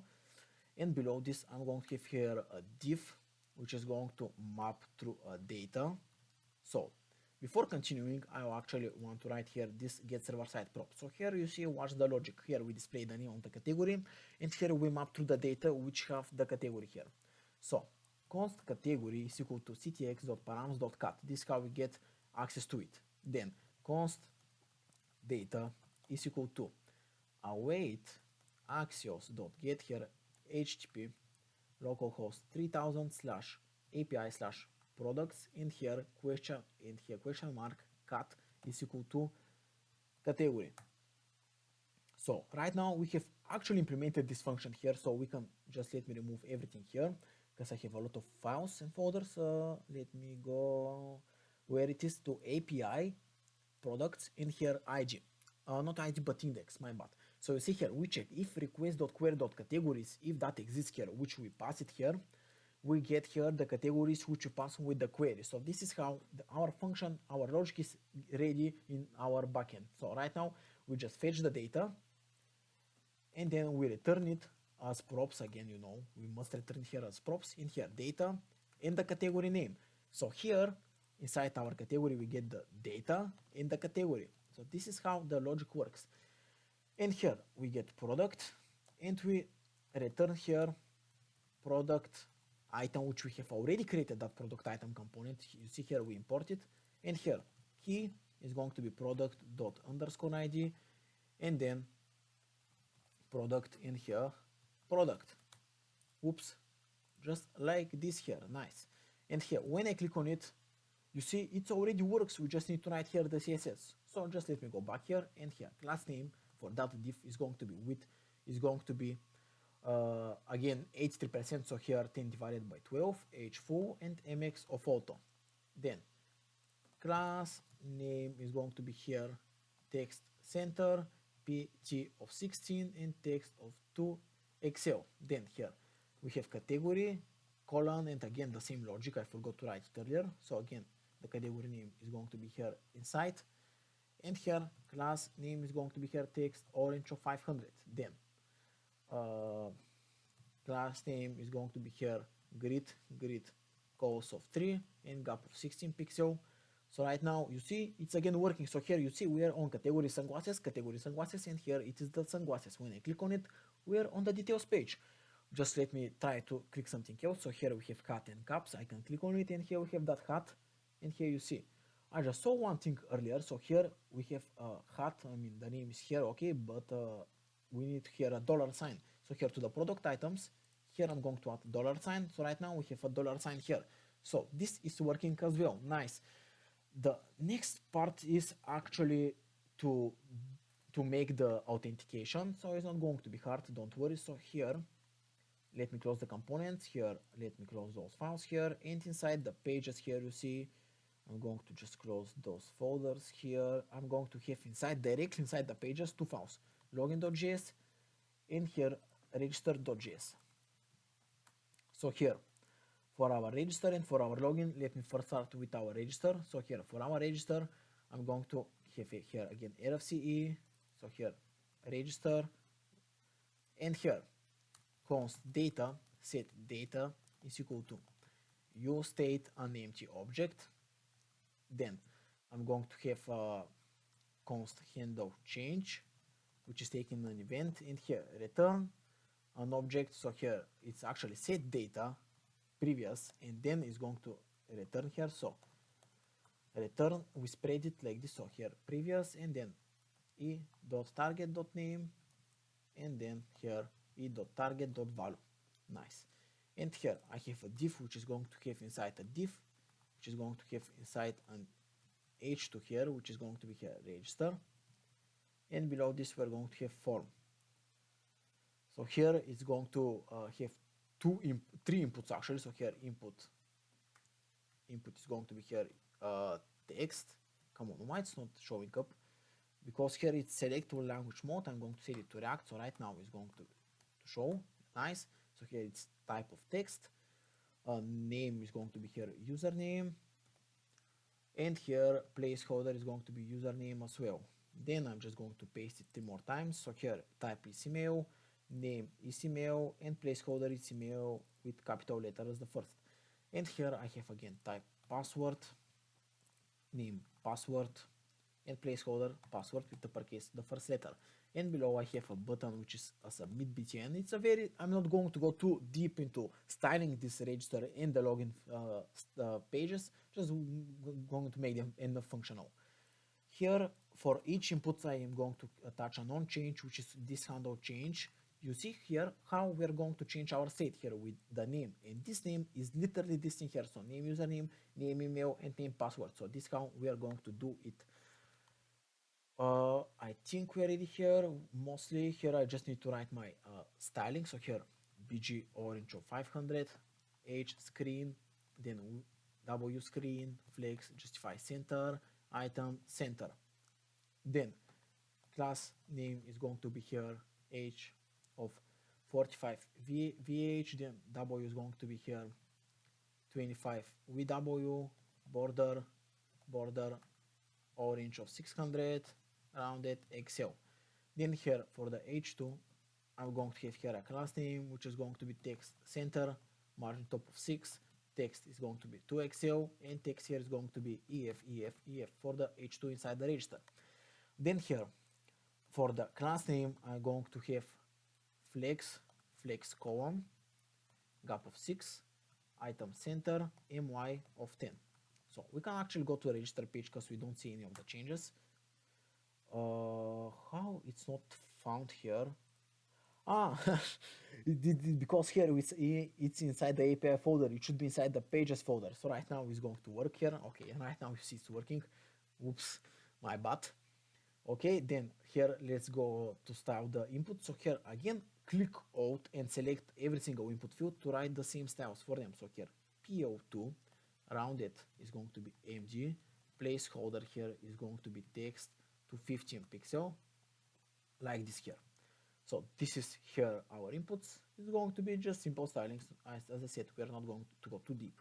In here class name bg white, text orange 400, px of 6, py of 2, rounded xl, and margin top of 4 rm here. So you see here the button here it's register, no register. So here it's register. And right now you're wondering where is the onSubmit function. So here of course onSubmit, and here handle register. But the register function, I'm going to get the register function from context, from Auth context, which we have not yet created. So let's create it here. So here Auth context.js, and let me write it. It's not going to be that hard. It's just some states and some functions. So here import Axios. Then I'm going to have here import use router. And here then import create context, use context, and then use effect, and lastly use state. And here const Auth context is equal to create context like this. And here export const Auth capitalize. So here Auth provider is equal to taking again children as a parameter here. And then here I'm going to have const user set user is equal to use state no. Then const token set token is equal to use state no. And here const router is equal to use router. Then Here I'm going to make the const handle register is going to be an async function here, which is taking the event. So you know the register functions.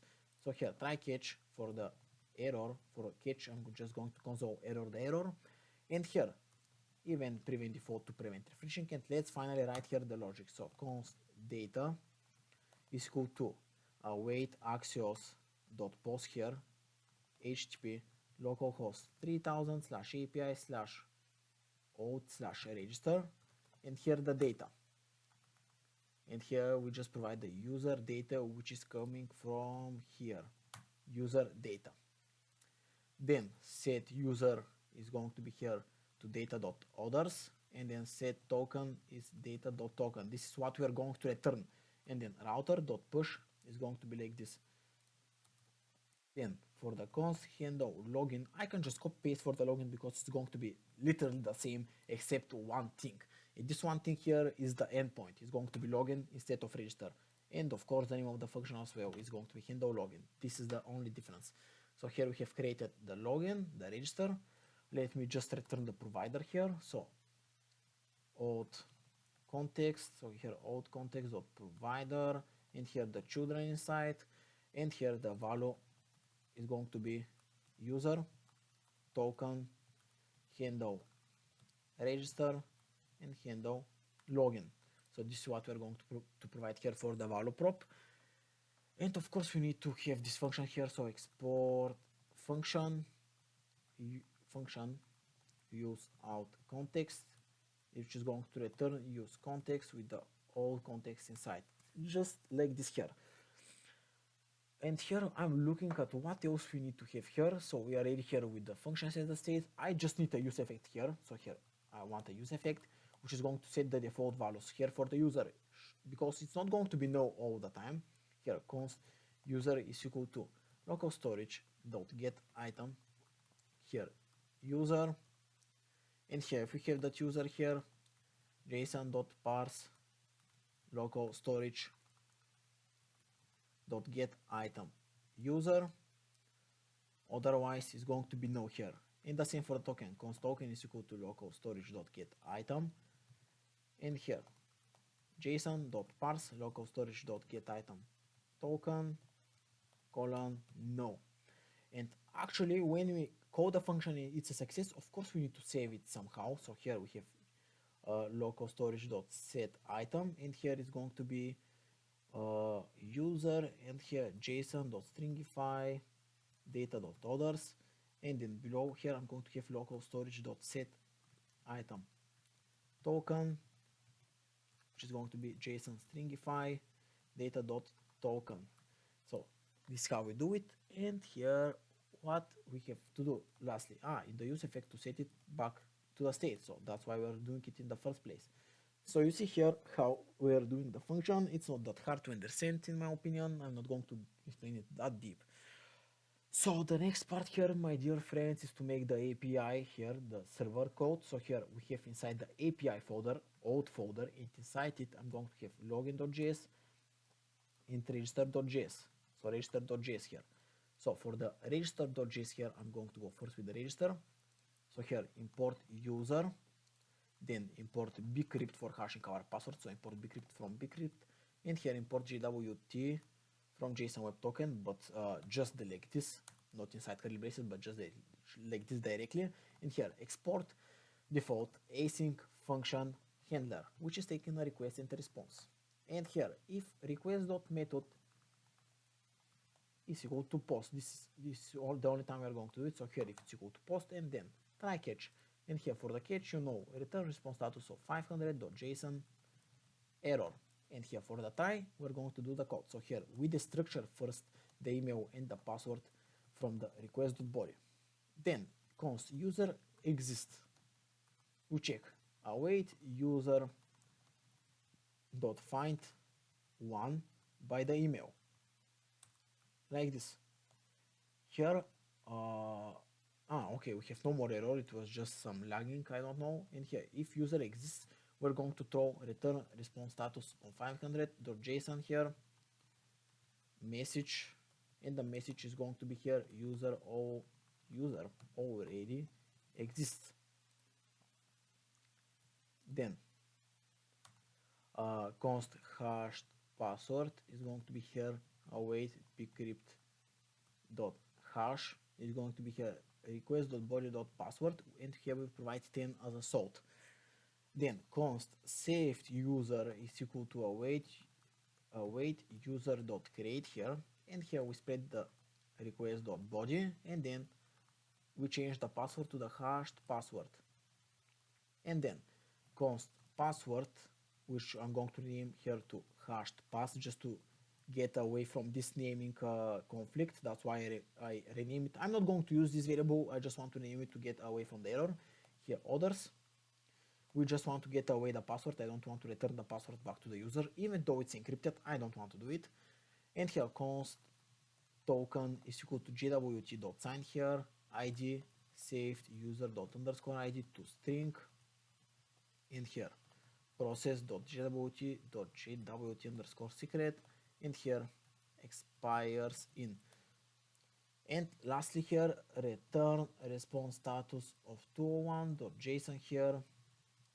We return inside an object others and the token. So for the gwt underscore secret, I write it inside the .env file, inside this file here. I'm not going to show what I'm going to write here, because I have some secrets from the Stripe. So just write right now, stop and write the gwt secret. I'm going to choose for the secret 123. I know it's simple, but we are doing a demo website. In a real application it's going to be a lot more complex, but for demo purposes we do secret 123 here. So I'm going to go here to the .env just now. Okay, I was in my .env, I write my secret several seconds ago. So here we are ready with this function. We can even try it. So here window register is not defined. Yes, it's not defined, and there's a reason why it's not defined. And here, just let me remove the request body. Here is just password. I mean, we destructure it from here. That's why we do it. Let me go here to the auth context to register. Yes, first, before doing anything else, when you create a context, you remember, I don't want to get this error, we need to provide it here. So here, auth provider. And of course, we wrap our application like this here. So we have access to our variables right now. And here, when I go back to my register here, I want to get const handle register from use auth context function like this here. And here inside the form, I'm going to take the event, and here I'm going to provide the event as well as the user values like this here, this data here. This is how we're going to do the function. So we can try the function right now. So here user1 at gmail.com 123 and if it's a success, we're going to be redirected to the home page. So here click submit, and here we are redirected. I can even see my local storage if I want to be sure. So here application, and here you see it's user and token. Don't look at this persist root, just look at this here. User1, here the ID, and here we get the token, so we know it is working. So I can go here to my navbar, and where are you, navbar, and here inside, instead of guest, it's going to be user.username, and here let me get my user, of course. So here user is going to be from use auth context like this here. So right now it's user1 here. Cannot read properties of no here. Don't worry. Right now if it's like this, here the name is user1 as you see here, so we know it is working. Let's implement the login. It's going to be quite similar. So here /login. The default export is not a React component, it page login. Ah, my brother, I know the problem. Here we need to do it like this. So here const login, just like this here.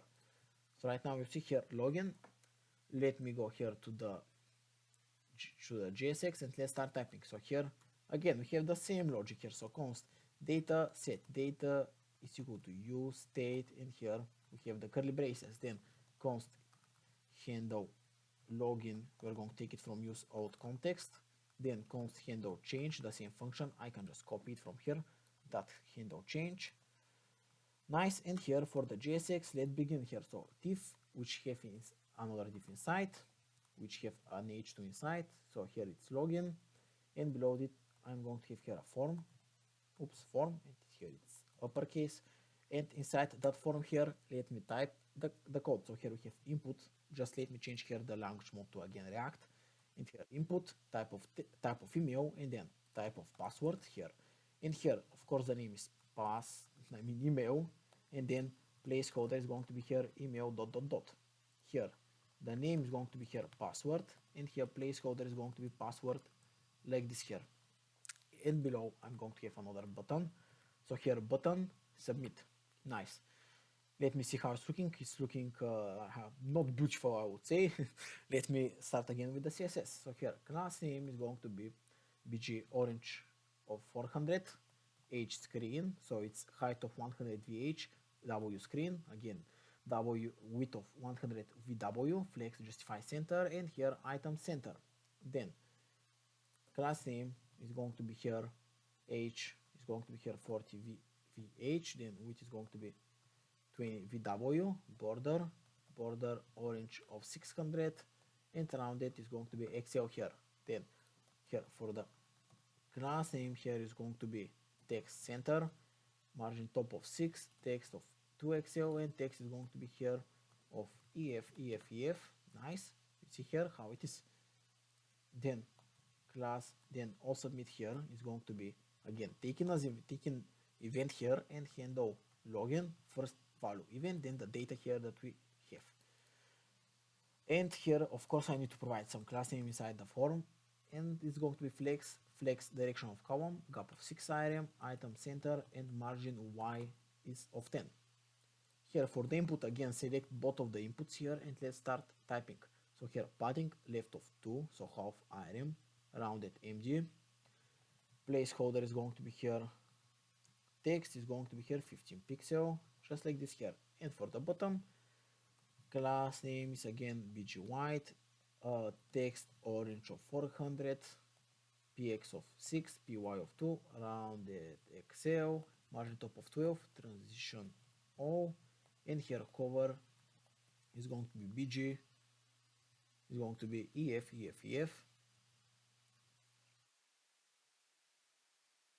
Nice. So here, let me see the login. It is ready. Here, of course, I need to implement the handle change to our input. So if you haven't, just write it. Oops, not like this, but here, handle change. Okay, we are done with it. And let me try here to login. I can even go here to the handle login if you don't trust me if it works. So here, let me go here and handle login, and let me console log the data back. So here, data like this, and here, login, uppercase. So login like this. And here, user1@gmail.com, 123, but it's not going to work right now. I almost forgot. I have not written the backend logic for it. So right now I'm going to leave it like this and go to my backend here. So to Auth login, and let's go. So here again, import user, then import bcrypt from bcrypt, and here import JWT from JSON Web Token, and here export default async function handler request response, and here if request dot method is equal to post, let me start typing the logic. So here again, try catch, for the catch return response status of 500.json error, and here for the try we're going to have const email and password, which is going to be again from the request.body, then const user is equal to await user.find one, and here we search by the email. So here, if the user doesn't exist here, we're going to return a response status of 500.json here message email or password are wrong. It's wrong actually. Here email or password is wrong.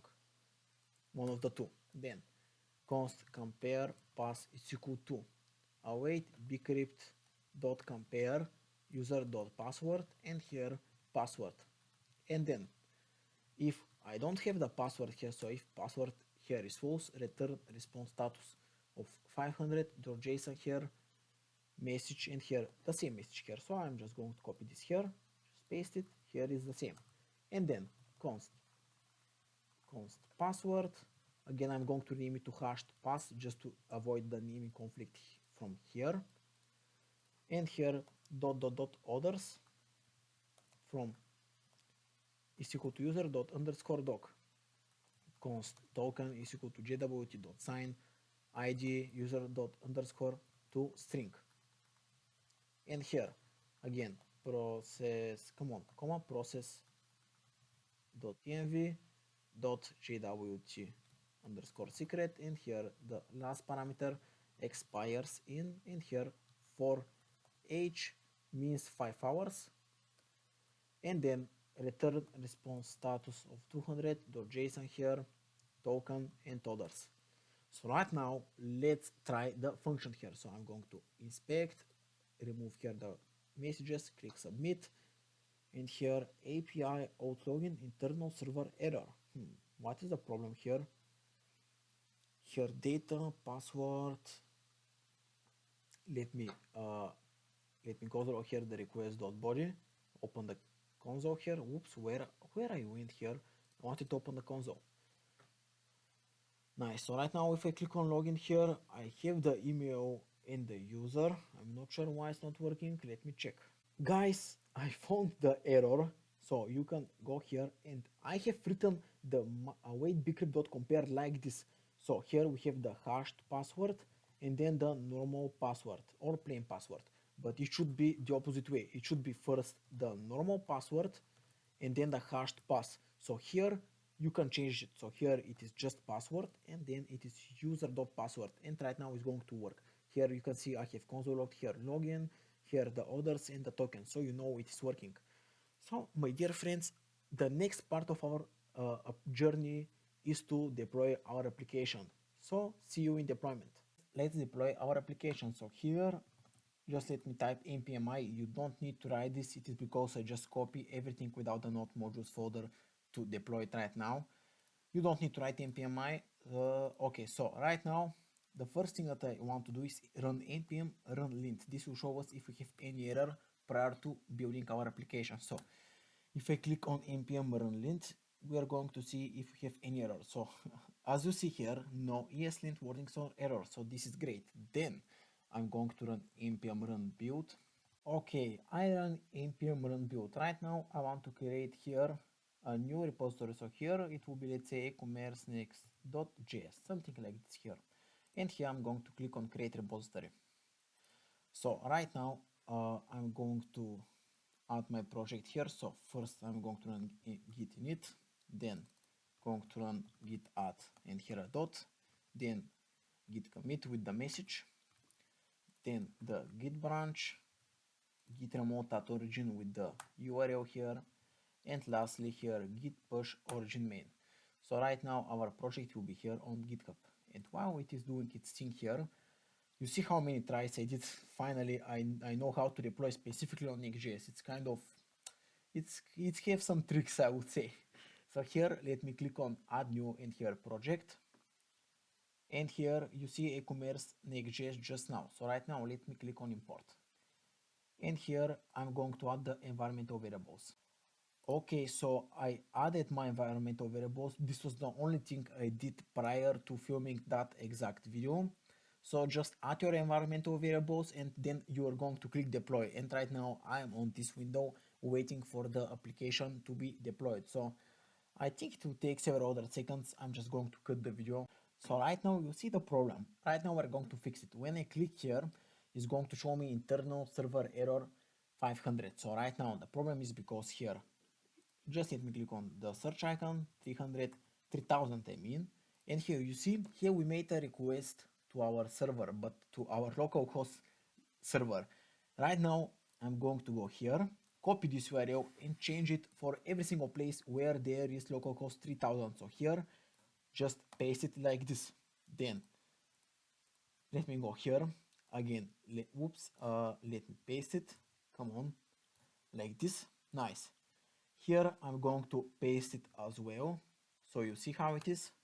And here for every single page that I have this 3000 here. So I did here, I'm going here as well, here /API, where else, here. And I think we are ready. So right now again, git add dot, git commit, another commit, the message doesn't matter. And here git push origin main. So right now those changes will be reflected. So right now you see how my website is internal server error 500. Right now if I refresh it, it should display my home page. So again I don't see anything. Let me see what's the problem. So it is working. I did nothing. It just needed to load or something. I'm not sure. You can see here before 58 seconds. So right now when you click here, as you see here, we are on the home page, and if I click here, you see the product is displayed. So guys, thank you a lot for being in this video. Subscribe and see you next time. Have a great day and bye.